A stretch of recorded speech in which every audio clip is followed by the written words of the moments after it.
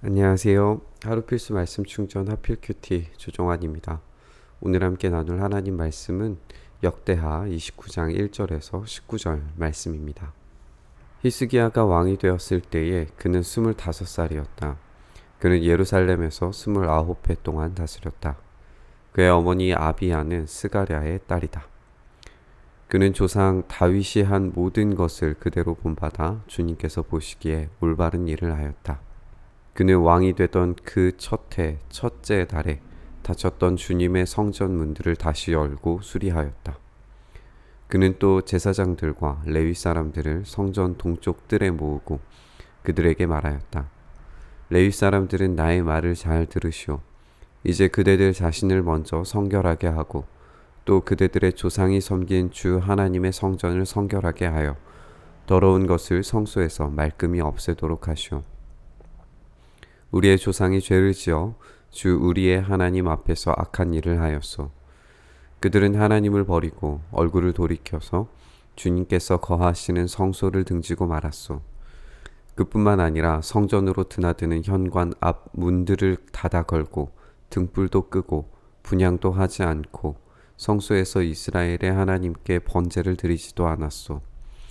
이러한 까닭으로 주님께서 유다와 예루살렘에 대해 진노하셔서 우리를 두려움과 놀람과 비웃음거리가 되게 하셨다는 것은 여러분이 직접 보아서 알고 있는 사실이요. 조상들이 칼에 맞아 죽고 우리의 자식들과 아내들이 사로잡혀 갔소. 이제 나는 주 이스라엘의 하나님께서 그 맹렬한 진노를 우리에게서 거두시기를 바라며 하나님과 언약을 세우기로 결심하였소. 여러분, 시간을 낭비하지 않도록 하시오. 주님께서는 여러분을 선택하셔서 주님께 분향하게 하시고 백성을 인도하여 주님께 예배드리게 하셨소. 레위 사람들이 나서니 고앗의 자손 가운데서는 아마세의 아들 마핫과 아사랴의 아들 요엘이 나왔고 무라리의 자손 가운데서는 압디야의 아들 기스와 여할렐렐의 아들 아사랴가 나왔고 게르손 자손 가운데에는 심마의 아들 요아와 요아의 아들 에덴이 나왔고 엘리사반의 자손 가운데서는 시므리와 여우엘이 나왔고 엘리사반의 자손 가운데서는 시므리와 여우엘이 나왔고 아삽의 자손 가운데서는 스가랴와 mat다니아가 나왔고 헤만의 자손 가운데서는 여후엘과 시므이가 나왔고 여두둔의 자손 가운데서는 스마야와 우시엘이 나왔다. 이들이 동료 레위 사람들을 모아 성결 예식을 하고 왕이 그들에게 명령한 대로 성전 안으로 들어가서 주님의 율법에 따라 주님의 성전을 깨끗하게 하였다. 제사장들이 주님의 성전을 깨끗하게 하려고 그 안으로 들어가서 주님의 성전 안에 있는 모든 더러운 것들을 주님의 성전의 뜰로 끌어내어 놓으면 레위 사람들이 그것들을 성 밖 기드론 골짜기로 가져다 버렸다.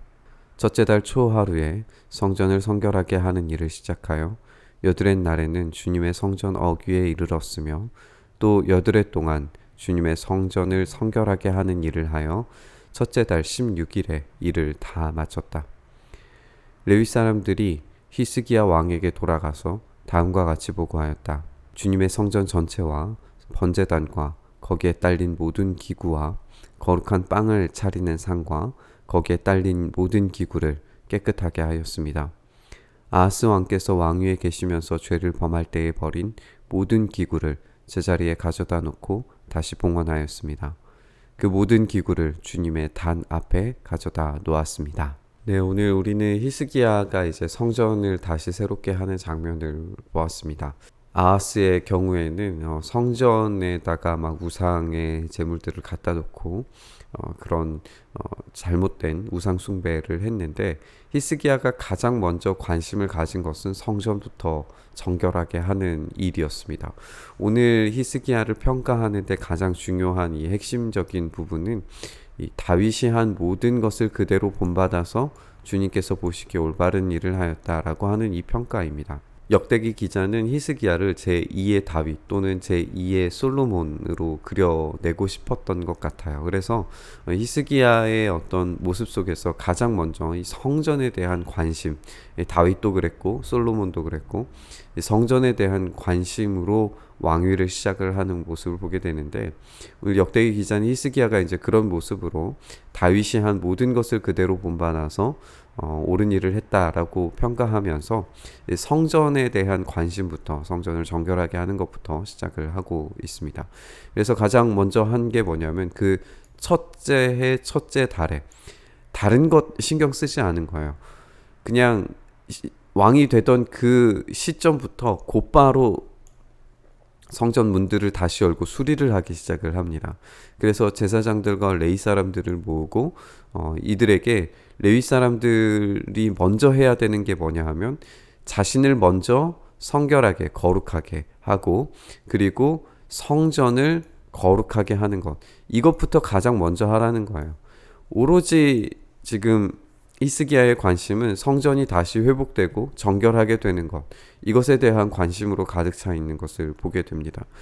그래서 우리의 조상이라고 했지만 자기 아버지죠. 아버지가 죄를 지어서 하나님 앞에서 악한 일을 했고, 하나님을 버리고 얼굴을 돌이켜서 주님께서 거하시는 성소를 등지고 말았다라고 하면서, 이 말이 이제 솔로몬이 성전을 향하여서 얼굴을 돌려 기도하면 그 기도를 하나님께서 들으시겠다라고 하는 것과 정반대의 일을 이 조상 아버지 아하스의 시대에 했었는데, 그리고 뿐만 아니라 이제 성전이 이제 기능을 정지하게 되는 이런 문제들이 있었는데, 이제 이런 문제 때문에 하나님께서 유다와 예루살렘에 진노하셨고, 그것을 우리가 직접 보고 알고 있는 사실이다라고 하면서 이것이 지금 현재의 시점의 모습이라는 것을 보여줍니다. 그래서 이제 히스기야는 이스라엘의 하나님께서 맹렬한 진노를 우리에게서 거두시기를 바라면서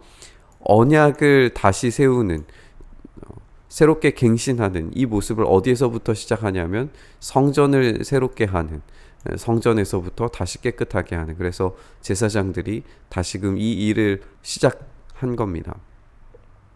그래서 레위 사람들이 나섰어요. 레위 사람들이 이렇게 목록들이 쭉 나오고요.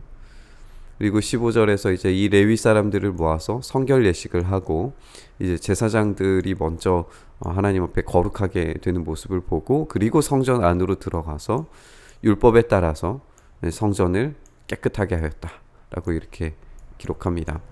이 제사장들이 성전 안에 있는 모든 더러운 것들, 그러니까 우상 숭배에 사용되었던 모든 기물들을 성전의 뜰로 내어 놓으면 이 레위 사람들이 기드론 골짜기로 가져다 버렸다라고 이렇게 말합니다. 그리고 이 기드론 골짜기에서 태워버린 이 기물들의 어떤 일들까지 다 마치고 나니까 첫째 달 16일에 일을 다 마쳤다 이렇게 나와요. 근데 왜 이렇게 그 날짜를 세세하게 기록을 했냐 하면, 이제 우리가 30장에 가보면 유월절을 지키게 되는데 기간이 너무 짧은 거예요. 유월절을 지키기에 16일까지 이 청소의 기간을 다 마쳤으면 이제 곧 있으면 유월절을 지켜야 되는데 하루 이틀 사이에 유월절을 준비해서 할 수가 없거든요. 30장에 가서 보면 알겠지만 모든 유다 사람들을 모으고 심지어는 이제 북이스라엘 사람들까지 모으는 이런 장면들이 등장하니까 이 둘째 달에 유월절을 지키게 된 배경을 여기에서 이제 설명을 하고 있습니다. 굉장히 중요한 사건적인 배경을 알려주고 있는 본문이에요. 그래서 어쨌든 레위 사람들이 히스기야에게 이제 보고를 합니다. 성전 전체와 번제단과 거기에 딸린 모든 기구와 거룩한 빵을 차리는 상 기구들을 깨끗하게 하였고, 그때 아하스 왕 아버지 왕이 버린 모든 기구를 제자리에 가져다 놓고 다시 봉헌했다.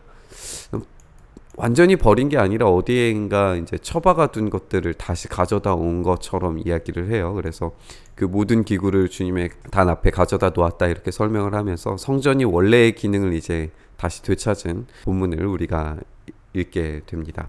기드론 골짜기가 어디냐면 여기가 기드론 골짜기입니다. 이 기드론 골짜기에서 이제 더러운 우상의 것들을 태우는 그런 모습들을 우리가 보게 돼요. 여기에 전승에 따르면 이제 압살롬의 무덤도 여기에 있는 그런 곳인데요. 여기에서 이제 그런 시신들 또 더러운 것들을 태우는 그런 일들을 했던 장면들을 종종 찾아보게 됩니다. 이 기드론 골짜기를 넘어가기만 하면은 이곳이 어디냐 하면 감람산이에요. 그리고 여기 곧바로 여기에 이제 겟세마네 동산이 있었습니다. 그러니까 생각을 해보면 후에 우리가 조금 더 지리적인 것들을 확장을 시켜서 우리가 오늘의 말씀을 좀 한번 생각을 해보면 우리의 성소 안에 있었던 더러운 것들을 이 기드론 골짜기에다가 다 갖다가 버리고 여기서 태우는 어떤 정화의 그리고 죽음의 골짜기가 기드론 골짜기예요. 이 기드론 골짜기를 지나서 우리 주님께서 죽음을 묵상하시면서 겟세마네 동산으로 들어가 거기에서 기도를 하시는 거예요. 우리가 오늘 이 본문을 조금 더 확장을 시켜서 예수님의 이 겟세마네를 함께 생각하면서 묵상을 해봤으면 좋겠어요. 히스기야가 가장 먼저 했던 것이 성전의 정화, 그리고 성전 정화를 통해서 우상 숭배의 기물들을 기드론 골짜기에서 다 불태워버리는 이런 모습들을 우리가 생각을 하면서 예수님께서 그 기드론 골짜기를 지나 지금 겟세마네에서 기도하시고 다시 성전으로 들어가시고 죽음을 맞이하신단 말이에요.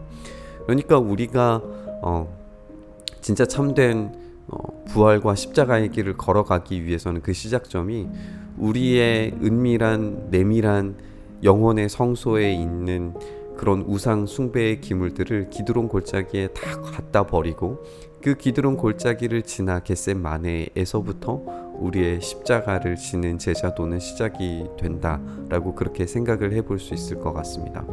히스기야가 가장 먼저 했던 이 성전의 정화처럼 오늘 우리의 삶 가운데에서도 우리의 삶을 먼저 우리의 내밀한 우상 숭배들을 다 기드론 골짜기에 갖다 버리고 주님과 함께 겟세마네에서 기도의 자리에서 다시금 십자가를 따라 걸어가는, 그래서 부활의 영광을 같이 살아내는 그런 오늘의 삶이 하루가 되었으면 좋겠습니다.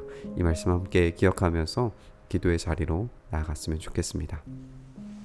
하나님, 오늘 우리가 우리의 삶 가운데 있는 은밀하고 내밀한 우상 숭배들을 갖다 버리고 주님과 함께 기드론 골짜기를 지나 겟세마네에서 주님의 십자가를 다시 따라가기를 결단하며 주님과 함께 걸어가는 오늘 하루의 삶 가운데에서 우리를 회복시켜 주시고 우리의 죄악들을 말끔하게 씻겨 주시며 다시 제 기능을 되찾은 이 성전과 함께 주님과 함께 오늘의 삶을 다시금 부활의 능력으로 주님의 일하심으로 채워가 살아갈 수 있도록 주님 은혜 더하여 주시옵소서. 그렇게 우리와 함께 하시기를 소망하며 우리 주님 예수 그리스도의 이름으로 기도드리옵나이다. 아멘. 오늘 부딪힌 말씀 가지고 함께 기도의 자리로 나아가시죠.